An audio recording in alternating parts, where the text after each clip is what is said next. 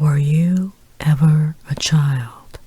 By Floyd Dell. Chapter 23. Democracy. But in our adult world, there is still another moral quality demanded of our human enterprise. It is not merely better to create than to destroy, but it is better to create something which is useful or desirable to others. Our moral attitude is a little uncertain upon this point, for the artist knows that his coarsest and easiest kind of enterprise is likely to be valued by others, and his finer and more difficult enterprises neglected and scorned. And so he has the impulse to work only for himself. Nevertheless, he realizes that if he does work only for himself, he is doing wrong, for he really feels a deep-lying moral obligation to work for others. A moral obligation which comes, of course, from his egoistic need of the spiritual sustenance of praise. The fact is that others are necessary to him and that his work must please others. So, if he ignores the crowd, it is because he wishes to compel it to take something better than what it asked for. And this democratic quality in enterprise becomes the third test of civilized life. Does a given action fit in everybody else's scheme as well as in your own? And if it conflicts with the outside scheme, is it with a fundamentally altruistic intention? There are prophets and false prophets, and of those who take the difficult course of disagreeing with their fellows, the best we can immediately demand of them is that they afflict us because they think it good for us and not because they do not care. Yet even so, they differ from us at their peril. For we are to be the final judges of whether we are being imposed on or not. If we do not, after full consideration, feel that we can play our game, if Napoleon or the Kaiser plays his, we put him out of business. Now the child has a certain natural tendency toward the Napoleon-Kaiser attitude. He began, as we pointed out some time ago, by being an infantile emperor.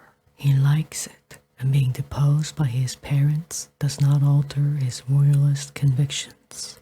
For he has not merely been deposed, he has seen another king set up in his place. And one reason why parents are not the best persons to teach children democracy is that they are the authors of the whole succession of enthronements and deposings which constitute the early history of a family. No, the children need a change of air, a chance to forget their wars of the roses and to take their places in a genuine democracy. The place for them to learn democracy, though I believe this has been said before, is the school. For in a properly conducted school, there is an end of jealous little princes and princesses squabbling over prestige and appealing to the power behind the throne. In such a school, conduct in general and work in particular is performed not with reference to such prestige as a reward, but with reference to their individual wishes in democratic composition with the wishes of their fellows. But this will be true only if they find at school something different from what they have left at home. And what they have left at home may be described as a couple of well-meaning, bewildered, and helpless people who are half the slaves of the children and half tyrants over them. It is unfortunate, but it is true, that the first that children learn of human relationships is by personal experience of a relationship which is on both sides tyrannical and slavish. They naturally expect all their relationships with the adult world, if not with each other, to be conducted on the same pattern. They expect to find father and mother over again and the school teacher. They hope to find the slave and fear to find the tyrant. But it is necessary that they should face the adult world into which they must grow up as equals, and therefore they must begin to learn the lesson of equality. The school, by providing a kind of association between adults and children which is free from the emotional complexes of the home, can teach that lesson.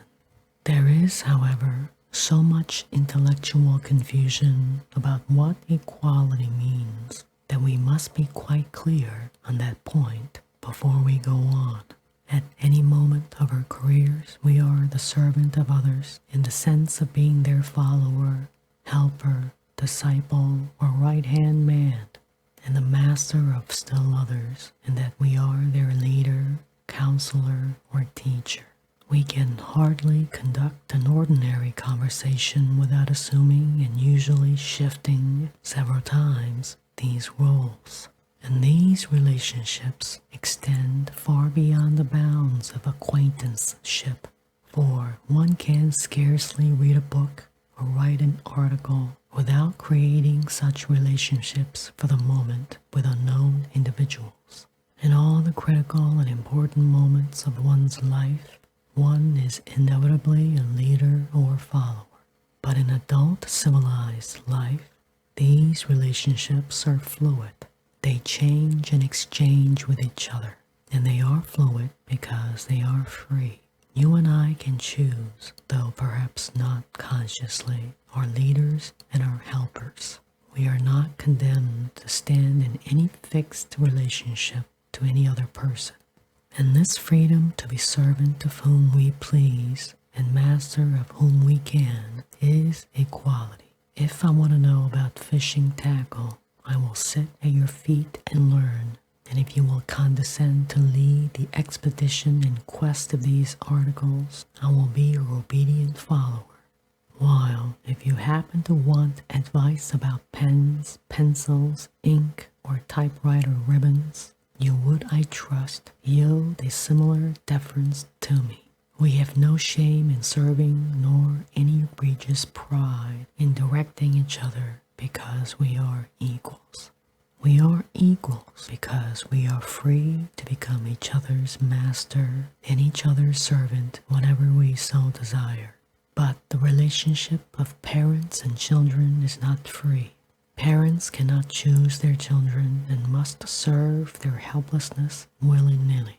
Children cannot choose their parents and must obey them anyhow.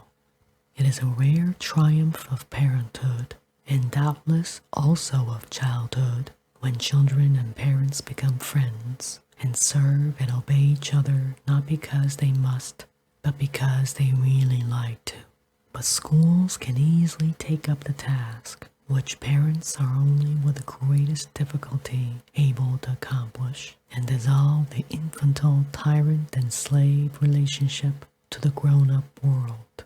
The grown-up people in the school can be the child's equals. They can become so by ceasing to encourage the notion which the child carries with him from the home, that adults are beings of a different caste. Once they regard an adult as a person like themselves, which heaven knows he is, children will discover quickly enough his admirable qualities and his special abilities and pay them the tribute of admiration and emulation. There is no human reason why a child should not admire and emulate his teacher's ability to do sums, rather than the village bum's ability to whittle sticks and smoke cigarettes. The reason why the child doesn't is plain enough. The bum has put himself on an equality with them, and the teacher has not.